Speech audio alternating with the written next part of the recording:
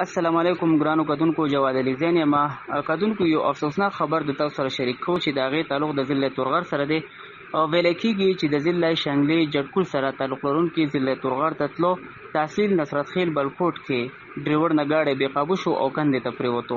په هغې کې 3 کسان چې دی هغه په موقع باندې په حق رسېدلي او 11 کسان چې دی هغه زخمیان وو. کله چې ریسکو ډبل ون ډبل ټو ته اطلاع میلاو شوه نو هغوی د زخمیانو ته علاج ورکو او د بټګرام اسپتال ته یوړو. دا ټیم را سره د ډسټرکټ ایمرجنسي افیسر جناب عدنان حبیب صاحب هغې را سره پلاین دی.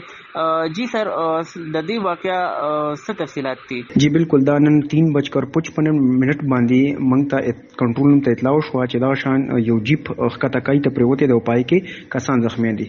په هغه ټیم سره ریسکیو 1122 خپل 2 ګاډي موف کړو، ورسره چې کوم سټاپ وو هغې هلته لاړو، کسانو ته مرهم پټۍ مو کړې او دې نه علاوه چې کوم زخمیان وو هغې نږدې چې کوم زموږ بي ایچ یو جدبه ده هلته کې منتقل کړو. بي ایچ یو جدبه کې ډاکټرز د 3 کسانو د مرګ تصدیق وکړو او 8 کسان یې بټګرام او ایبټ آباد ته ریفرل کړو. په دې پیښه کې موږ سره ډسټرکټ ایډمنسټریشن تورغر او ریسکیو 1122 خپلې هلې ځلې وکړې او ریسکیو 1122 خپل فرست ایډ او دې نه علاوه چې کوم ریفرل سروسز دي هغې ادا کړو.